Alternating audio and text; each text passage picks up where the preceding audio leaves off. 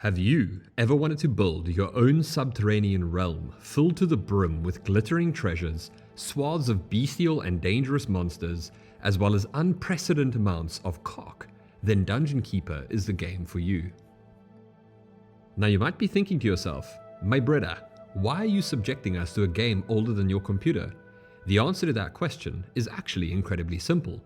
You see, I've been captured by bands of wandering Mongolian nomads, forced to play strategy games day and night in order to analyze various tactics and maneuvers to become the next great Khan. We will sweep across the land, bringing death and destruction to our enemies, forging a great empire amidst the ashes. Now, if you're still looking at this absolutely peak gameplay and saying to yourself, well, I don't want to play this because I can't tell what the fuck is going on, then you better change your tone real quick, buddy, before I unleash my band of sexy warlocks and command them to cast Revertus Retardius in your general direction. Trust me, it'd be a kindness.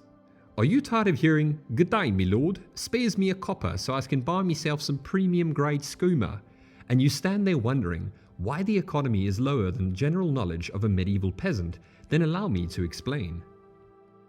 You see, in this game, contrary to popular belief, you actually play as one of the good guys. The reason behind this is fairly simple. The lords of the land are a bunch of pompous and pretentious arse-hats. They fill their pockets to the brim with gold and glittering gems off the hard work and sweat of the common folk. High taxes and housing rates have caused havoc amongst the economy, causing rapid inflation and a housing crisis. We, as the benevolent and kind dungeon lords that we are, provide free housing and food to all our creatures, paying a competitive salary with both medical and dental schemes. Those who serve us for a period of 10 years without dying horribly in battle or being permanently polymorphed into a chicken will also receive a bonus and can look forward to a decent retirement fund. See your local job board and follow the step-by-step process to sign up for work for your local keeper today. When it comes to the general flow of the game, it involves you liberating provinces from their tyrannical rulers. The beginning of the game acts as a sort of tutorial and dishes out relatively forgiving missions where your most powerful minion is little more than a housefly on steroids, as well as your building capabilities being severely gimped. Towards the mid and end game, however, you'll be constructing elaborate subterranean halls, pimped out with traps and killing zones. Your roster will grow to the likes of fire-breathing dragons, immortal vampires, and my personal favorite, the corpulent and dripped-out bile demons. I mean, look at bro, mans has legit flails hanging on his horns and nipple rings heavier than a stove. These fat bastards don't hesitate to eat your entire hatchery dry in a heartbeat and give you the finger should you decide to slap them for being naughty boys. Their rotund and morbidly obese bodies couldn't support legs even if they wanted to, and as a result, they drag themselves along the floor slower than a snail with a crippling opioid addiction. They act as fantastic tanks, however, soaking in any and all damage so that your paper-thin and muscle-impaired warlocks can happily sling lightning and fireballs from behind a safe wall of lard. Your construction workforce is comprised of imps. These zippy little buggers are made up of pure mana and can be created on the fly up to a cap. They'll pitter-patter around your base, mining out zones you've designated, collecting gold and fortifying walls. They work at a reasonable pace, however you can administer quick slaps to get them to work at a much faster pace for a brief period of time. A personal strategy of mine is to hang inspiring posters in their staff room to improve team spirit, such as, beatings will continue until morale improves, and you can't build a cozy lair without breaking some imps. They're a quirky bunch, and one of them is really good at doing impressions of you. He can even do the ears. Don't worry too much if they get obliterated trying to claim dangerous areas.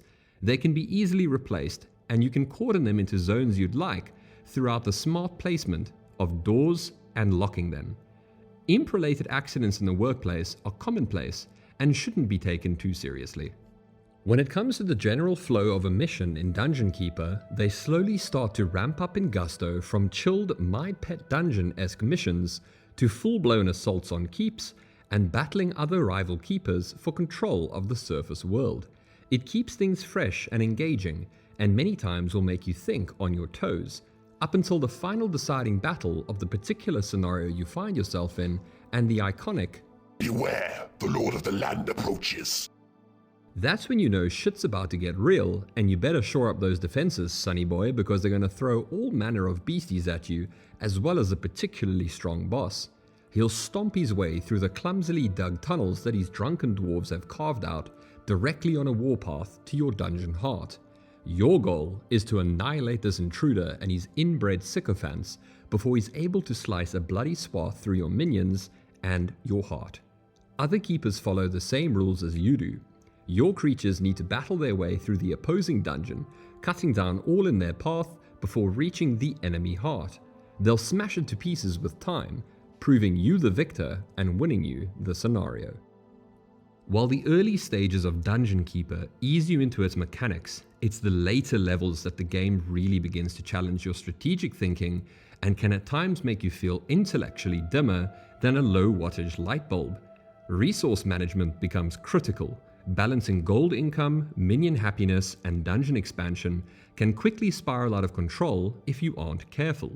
A poorly defended treasure room or an overcrowded lair can cause your creatures to rebel, leaving you vulnerable to enemy attacks. A successful keeper always keeps a watchful eye on morale and the needs of their workforce, because even in the depths of evil, basic management skills still apply. Combat in Dungeon Keeper is as chaotic as it is brutal. Unlike traditional strategy games where you command troops in a more orderly fashion, here battles often devolve into massive free-for-alls in the cramped tunnels and dark rooms of your dungeon. You'll have to think fast, dropping creatures directly into battle where they're needed most, repositioning feeble casters, and sometimes retreating entirely to regroup when you realize you're turning your entire fighting force into a fine red paste. Victory isn't always about brute strength though. Clever trap placement, controlling choke points, and timely use of spells can turn the tide even when outnumbered by hordes of unwashed dwarves and mouth-breathing giants. Speaking of spells, as your dungeon heart grows stronger, you gain access to a wide range of magical abilities, from summoning powerful creatures to unleashing devastating lightning strikes on invading forces. Magic is a vital tool in the Keeper's arsenal. Strategic use of your spells can mean the difference between a smooth defense of your dungeon and a humiliating defeat at the hands of some overzealous knight with an inferiority complex. Visually, while Dungeon Keeper may show its age in places, the art direction still holds a lot of charm. The dim, claustrophobic tunnels, the animated sprites of your creatures going about their daily business, and the chunky, tactile UI all work together to build a surprisingly immersive atmosphere. The audio design fucks incredibly hard, from the low hum of your dungeon to the eerie and incredibly catchy music. Every sound helps bring the world to life in a way that modern games sometimes forget. Just give it a listen for yourself and you'll see what I mean.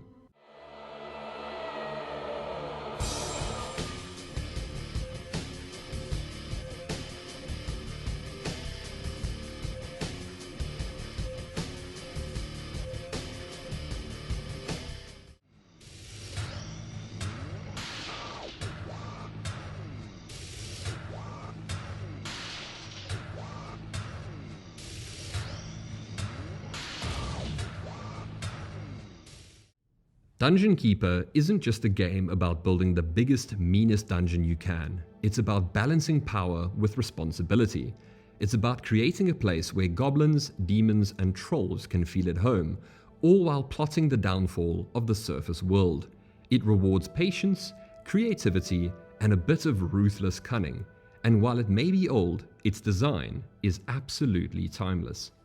So to conclude, if you've never played Dungeon Keeper before, or if it's been years since you last heard the gruff voice of the narrator warning you that micro-piglets are stalking your dungeon, I highly recommend giving it a try. It's a classic for a reason, a true gem buried deep beneath the sands of time, waiting for a new keeper to claim it. Thanks for watching. Don't forget to like the video if you enjoyed it, and subscribe if you want to see more old school chaos. Until next time, keep your dungeons deep, your minions fed, and your enemies buried under a mountain of stone. Catch you later, and have a good one.